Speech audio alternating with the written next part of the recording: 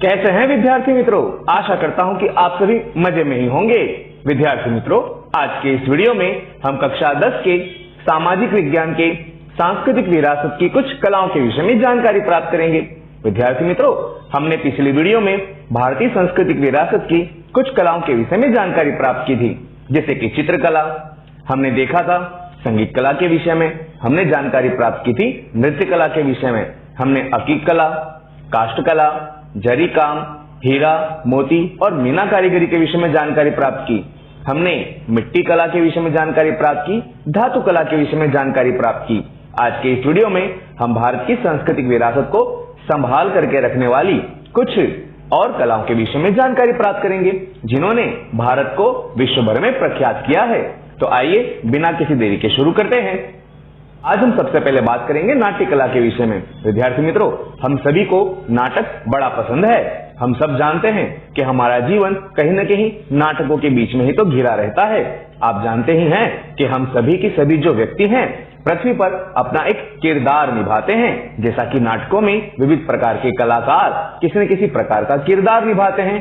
ऐसा कहा जाता है कि कुदरत ने पृथ्वी नाम का एक नाटक रचा और उसमें हम सभी को किसी न किसी प्रकार का किरदार बना करके पृथ्वी पर भेजा। भारतीय नाट्य कला की मुख्य विशेषता मनोरंजन के साथ संस्कार की रही है, क्योंकि भारतीय नाट्य कला में संस्कार से कभी भी अलग नहीं रखा गया है। नाटक का संचालन करने वाले सूत्रधार और मनोरंजन द्वारा आनंदित करने वाले विदूषकों की जोड़ी ने भारतीय नाटकों को एक अलग पहचान दिलाई है। अगर आपने भारतीय संस्कृति के कुछ नाटकों को देखा हो या उनके विषय में किताबों में कहीं पढ़ा हो, तो आपने जरूर देखा होगा कि उनमें नाटक के सूत्रधार के साथ साथ विदूषकों की जोड़ी होती है, जो कि नाटक में कहीं न कहीं रोमांच या हास्य मनोद को उत्पन्न करती है। विद्यार्थी मित्रों, नाट्य कला के विषय में सबसे ज्यादा जानकारी अगर किसी ग्रंथ में मिलती है तो वो है भरत मुनि द्वारा रचित नाट्य शास्त्र। भरत मुनि ने नाट्य शास्त्र की रचना की, जो कि नाट्य कला की क्षेत्र में अति प्रचलित है। नाट्य लेखन और मंचन द्वारा रंगमंच पर दृश्य, श्राव्य और अभिनय की त्रिवेणी संगम के साथ नाट्य कला सभी को आनंदित करती है। विद्यार्थी मित्रों, ऐसी कोई कला नहीं है जो नाट्य कला जितनी प्रख्यात हो। इसे सभी लोग पसंद करते हैं, चाहे फिर वह बुजुर्ग हो या बच्चे हो, चाहे वे अबाल हो या वृद्ध हो, चाहे वह पुरुष हो या स्त्री हो, चाहे वह पढ़े लिखे लोग हो, चाहे अनपढ़ गंवार लोग हो, सभी को ये कला पसंद आती है। यह अबाल वृद्ध का मनोरंजन और लोक शिक्षण कराने वाली भारत की प्राचीन कला है। हम जानते हैं कि विविध प्रकार के नाटकों के अंदर कलाकार विविध प्रकार के किरदार निभाते हैं। उनके चेहरे के हाव भाव को हम नाटकों में ही समझने की कोशिश करते हैं। भरत मुनि इस कला में सभी कलाओं का समन्वय मानते हैं। वे कहते हैं कि नाट्य कला में सभी कलाओं का समन्वय है। उसमें नृत्य कला भी आ जाती है, उसमें चित्रकला भी आ जाती है, उसमें संगीत कला भी आ जाती है। सभी प्रकार की कलाएं इस नाट्य कला में समावेशित की जाती हैं। वे नाट्य कला का वर्णन करते हुए यहाँ तक कह देते हैं कि ऐसा कोई शास्त्र नहीं है, ऐसा कोई शिल्प नहीं है, ऐसी कोई विद्या नहीं है, ऐसा कोई कर्म नहीं है जो नाट्य कला में ना हो। यानी हर कर्म, हर विद्या, हर शिल्प और हर कला नाट्य कला में समाई हुई है। भरत मुनि द्वारा रचित प्रथम नाटक का कथांक देवासुर संग्राम, जिसमें देवताओं और दानवों के बीच के युद्ध का वर्णन किया गया था। देवासुर संग्राम बहुत सारे हुए हैं, जिनमें देवताओं और दानवों के बीच में होने वाले युद्धों का वर्णन किया जाता है। संस्कृत साहित्य में महाकवि भास ने महाभारत आधारित कर्णभार, उरुभंग और दूतवाक्यम जैसे नाटक लिखे थे। विद्यार्थियों, इनके विषय में आप परिचित हैं ही। कर्णभार में उसका उल्लेख किया गया है कि जिस समय खुद देवराज इंद्र धरती पर एक ब्राह्मण बन के आते हैं और कर्ण से छाती के कवच और कुंडल भेंट में मांग लेते हैं। उरुभंगम में दुर्योधन की जांघ को जब भीम ने महाभारत के युद्ध में तोड़ा था, उसका वर्णन किया गया है। तथा दूतवाक्यम में जब भगवान श्री कृष्ण दूत बनकर के युद्ध को रोकने के लिए दुर्योधन के पास जाते हैं, उसका उल्लेख किया गया है कि जिस समय उन्हें बंदी बनाने के लिए दुर्योधन आदेश देता है और श्री कृष्ण अपना विराट रूप दिखा करके सभी को आश्चर्यचकित कर देते हैं। विद्यार्थी मित्रों, इस पर से हम कह सकते हैं कि महाकवि भास का जो जीवन है वे महाभारत से अति प्रभावित हुआ था, क्योंकि उनके द्वारा लिखे गए नाटकों में महाभारत की झांकी देखने को मिलती है। महाकवि कालिदास द्वारा रचित अभिज्ञान शाकुंतलम यह भी विश्व भर में ख्याति प्राप्त नाटक है। ऐसा कहा जाता है कि एक जर्मन कवि गेटे थे जो इस ग्रंथ को पढ़ करके इतने प्रसन्न हुए कि वे इस ग्रंथ को अपने सर पर रख करके नाचने लगे थे। साथ ही विक्रम उर्वशीयम और मालविकाग्निमित्रम जैसे नाटक भी महाकवि कालिदास की ख्याति को प्रख्यात करते हैं। इन्हीं नाटकों की वजह से महाकवि कालिदास आज भी विश्व भर में जग विख्यात हैं। इनके उपरांत प्राचीन काल में नाट्य कला के क्षेत्र में कई नाट्यकार हुए जिन्होंने संस्कृत नाट्य कला को समृद्ध बनाया। गुजरात की नाट्य कलाओं के अंदर जयशंकर सुंदरी का नाम सबसे ऊपर आता है। विद्यार्थी मित्रों, इनके उपरांत कई और नाट्यकार हमारे गुजरात में हुए जैसे कि अमृत नायक, बापूलाल नायक, प्राणसुख नायक, दीना पाठक, जसवंत ठाकर, उपेंद्र त्रिवेदी, प्रवीण जोशी, सरिता जोशी, दीपक भीवाला आदि जैसे नाट्यकारों का योगदान रहा है जिन्होंने स्टूडियो के अंदर तो नाटक किए ही हैं, परंतु उन्होंने कई बार टीवी के जो प्रोग्राम प्रदर्शित होते हैं उनमें भी अपने नाट्य कला का मनोरंजन हम सभी के लिए बिखेरा है। हम सभी इन नाट्यकारों के ऋणी रहते हैं क्योंकि इन्होंने नाट्य कला को जीवंत रखा। देसी नाट्य समाज और अन्य नाट्य संस्थानों का योगदान भी अति महत्व का है। अब विद्यार्थी मित्रों, हम बात करते हैं गुजरात की एक और प्रख्यात हो चुकी कला भवाई के विषय में। शास्त्रकारों ने भवाई को भाव प्रधान नाटक कहा है क्योंकि इसमें व्यक्ति अपने भावों को नाटक के द्वारा प्रस्तुत करता है। समाज में हो रही कुछ कुरिवाजों को हटाने के लिए तथा अच्छी बातों को प्रदर्शित करने के लिए व्यक्ति अपने भावों को भवाई के रूप में प्रदर्शित करता है। भवाई गुजरात की लगभग 700 वर्ष पुरानी विशिष्ट प्रकार की नाट्य कला है जिसे असाइद ठाकर ने शुरू किया था। भवाई के नाम में असाइद ठाकर एक अप्रख्यात हो चुके नाम है जिनकी बदौलत ही भवाई पूरे विश्व भर में प्रख्यात हुई है। सस्ते खर्च में लोक शिक्षण के साथ मनोरंजन कराने वाली इस नाट्य कला को सोलंकी के युग में अति प्रोत्साहन मिला था। ज्यादातर पर्दे के बिना अभिनय किया जाने वाला नाटक हल्की फुल्की शैली में मनोरंजन और भुंगल वाद्य के साथ संगीत प्रधान नाटक और वेश में रामदेव का वेश, झंडा झूलन का वेश, बेमेल जोड़े का वेश आदि वेशों को पहन करके इस नृत्य को प्रदर्शित किया जाता है या हम कह सकते हैं इस नाट्य कला को प्रदर्शित किया जाता है। विद्यार्थी मित्रों, हमारे गांवों में भी या विविध प्रकार की पोड़ों में भी इस प्रकार की भवाइयां आज भी होती हैं, परंतु यह भवाइयां करने वाले नाट्यकार आज अति अल्प मात्रा में रह चुके हैं। आज भी समाज में रही हुई कुरिवाजों को दूर करने के लिए गली चौगानों में या नुक्कड़ पर नाट्यकार भवाई के द्वारा लोगों को शिक्षण देने का काम करते हैं। समाज में फैली कुरिवाजों को हटाने के लिए भवाई एक श्रेष्ठ नाट्य कला कही जा सकती है। भवाई के विषय वस्तु में सामाजिक कुरीतियों के प्रतिकार का भी समावेश होता है। विद्यार्थी मित्रों, गुजरात में कन्या शिक्षण, बेटी बचाओ जैसे कार्यक्रमों के लिए रंगला और रंगली जैसे पात्रों के साथ भवाई नाट्य प्रयोगों का आयोजन होता है। भवाई करने वाला भवैया भुंगल वाद्य बजा करके माता जी की स्तुति करता है और नाट्य को प्रदर्शित करता है। अब बात करते हैं गुजरात के लोक नृत्यों के विषय में। विद्यार्थी मित्रों, जिस तरह से हमारे शास्त्रीय नृत्य विश्व भर में प्रख्यात हैं, गुजरात के लोक नृत्य भी अपनी एक विशिष्ट ख्याति रखते हैं। गुजरात की लोकप्रिय प्रजा की विविध कौम और जातियों में रूढ़ियों, रीति रिवाजों और परंपराओं के अनुसार लोक नृत्य देखने को मिलते हैं। ऐसे नृत्य में आदिवासी लोक नृत्य, गरबा, रास तथा अन्य लोक नृत्य गिनाए जा सकते हैं।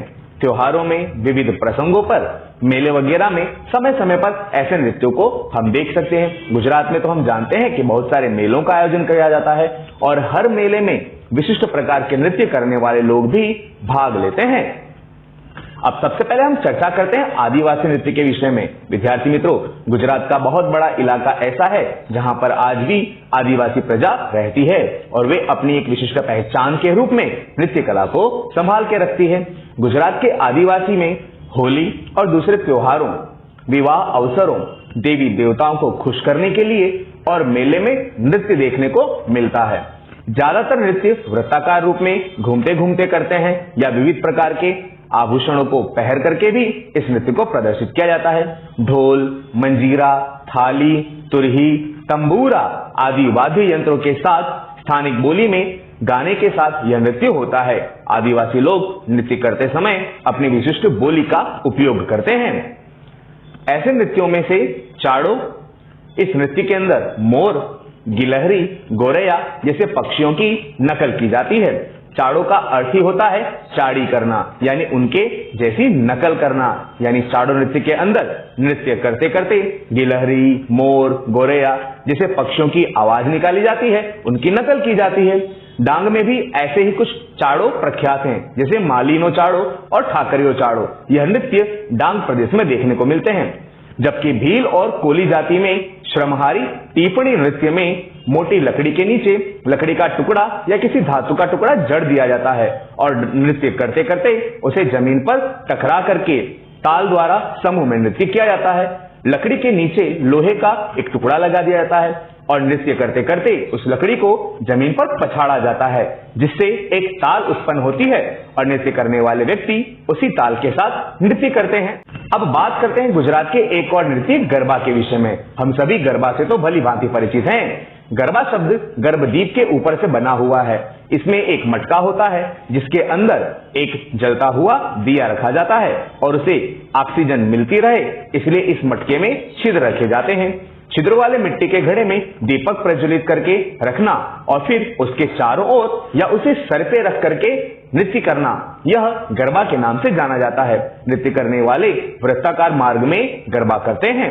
विद्यार्थी मित्रों, समग्र गुजरात में नवरात्रि यानी अश्विनी सुद एकम से अश्विनी सुद नौम तक और कहीं कहीं पर दशम तक भी और शरद पूर्णिमा के दिन भी गरबा खेला जाता है। इसमें आदिशक्ति मां जगदम्बा की पूजा और आराधना की जाती है।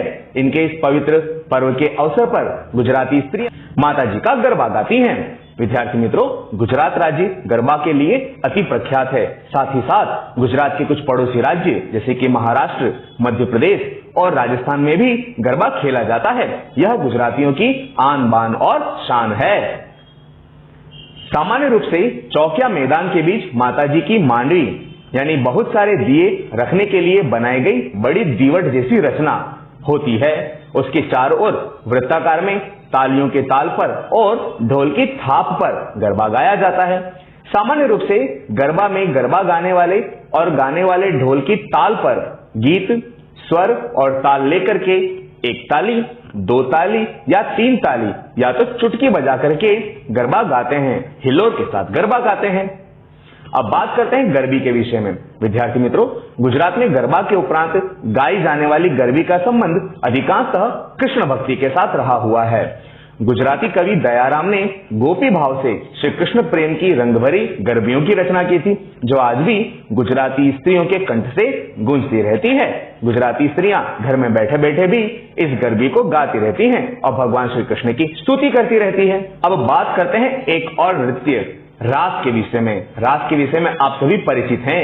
रास अर्थात वृत्ताकार घूमते घूमते नृत्य के साथ गाना।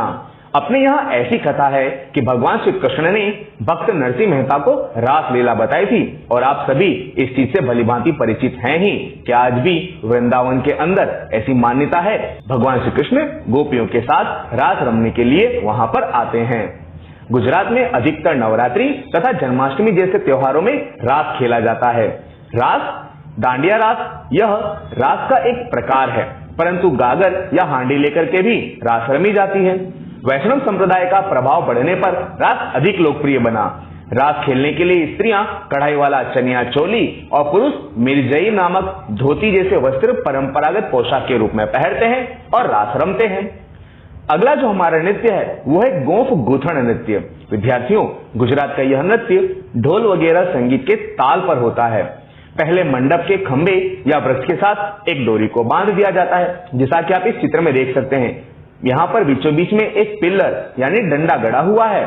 फिर नीचे समूह में खड़े नाचने वाले लोग डोरी के किनारों को पकड़ करके एक हाथ में किनार और दूसरे हाथ में डांडिया और उसे बेल के आकार में एक अंदर और एक बाहर इस तरह गोल घूमते हुए गूंथते हैं और इस प्रक्रिया द्वारा वे इस पूरी डोरियों की या रस्सियों की चोटी समान गूंथन कर देते हैं और बाद में इस गूंथी हुई रस्सी को नृत्य करते करते ही खोलते भी हैं। इस प्रकार यह गोफ गूंथन नृत्य खेला जाता है।